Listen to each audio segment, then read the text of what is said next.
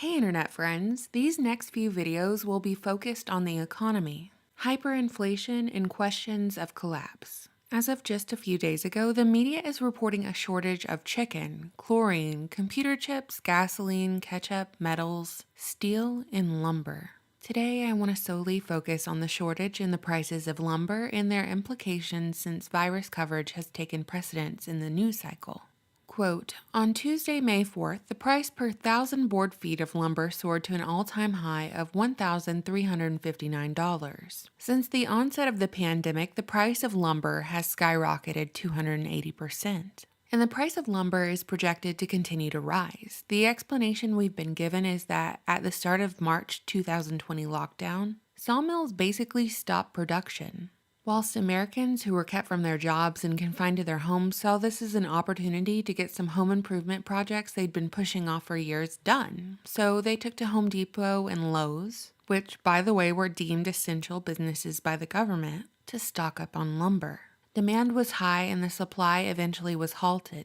Compound those factors with record low interest rates, stimulus checks, and people moving out of cities because they no longer had to commute to their jobs since they could now work from home. All of these conditions spurred a housing boom. So the number of existing houses on the market dwindled, and the demand for new builds soared, reaching the highest level of demand since 2006, right before the 2007-2008 housing crisis. Low inventory of existing homes, high demand for new builds. As of March, new housing starts are at its highest level since 2006. Of course, new construction requires loads of soft lumber. Quote, if you compare prices of lumber at a Lowe's or Home Depot from last year to now, a single board that was $2.99 is now $9 or $10 today, end quote. A pallet of wood right now can cost as much as a small SUV.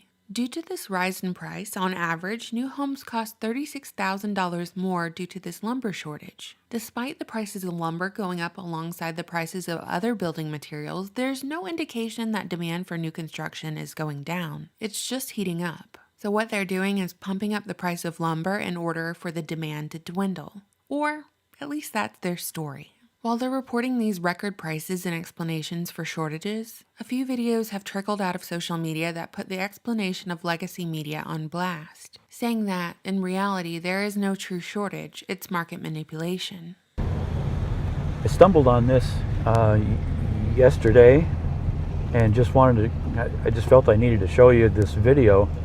I'm just astounded at how much lumber is here, and I'm wondering why there's such a problem at the lumber yards. I'm a flatbed truck driver. I haul a lot of lumber. I can tell you, these lumber yards and these the actual sawmills and the third party, here it is, the third party lumber buyers, they have this lumber stacked up as high as the forklifts will go. They are holding on to it and just barely trickling out a little bit here and a little bit there to keep prices drived up. So what you just saw were huge quantities of lumber just sitting around, and accounts from truckers who haul lumber reporting that they've witnessed the same. The implication being that when only a few companies control the whole market, they can easily create a false scarcity, never letting a good crisis go to waste. What's being suggested here is that lumber retailers just learn that they can charge whatever they want to the consumer during desperate times, just like the oil industry. Now, just because I show you a video from some YouTuber or I give you an MSM explanation doesn't mean I'm endorsing it. I'm just trying to give you different sides of the story so we can all reach our own conclusions. The general definition of market manipulation is the act of artificially inflating or deflating the price of a security or otherwise influencing the behavior of the market for personal gain. Is that what's happening here? Is the lumber market being manipulated? When will we see the price of lumber return to normal? Or will the prices ever return to normal? Before you answer that, I would like to point out that the market and supply chain has been manipulated either way by the government mandating that people stay home from their jobs and lock down, then offering more government money and unemployment checks to keep them home. That's manipulation right there. That's the root of the problem. Uncle Sam. So the forecast is that the demand for new construction must go down before the price is corrected, but there are a ton of factors fueling the demand for housing, one of which I've already touched on. People who worked within the cities realized that throughout lockdown, they could go work from home and do the same job, therefore not having to pay a premium for rent or housing or work in the city, so they have moved out of the city looking for housing. Another factor driving up demand for housing is that rent is beginning to soar. Between housing prices, food cost, and rent, the only thing not rising is salaries. It was reported just last week that American Homes for Rent, who owns over 50,000 houses, increased their rent 11% in April. Meanwhile, Invitation Homes, the largest landlord in the rental industry, followed suit.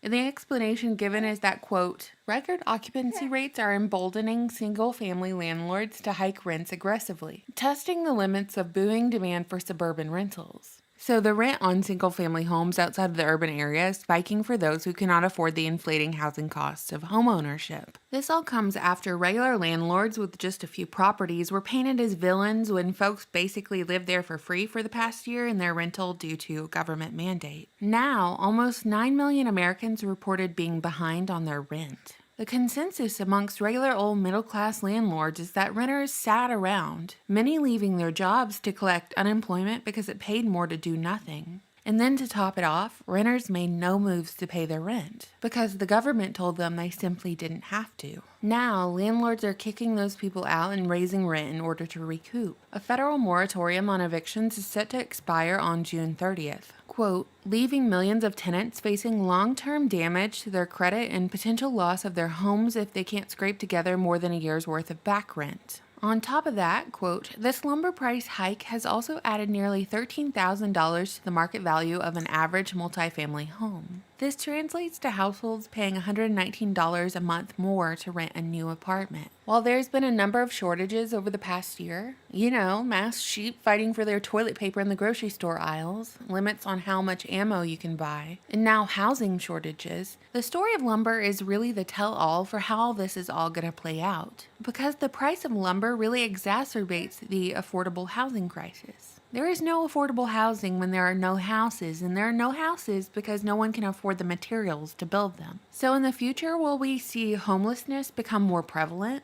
Will we see folks beg their government to intervene, to introduce a solution to the problem the government itself created?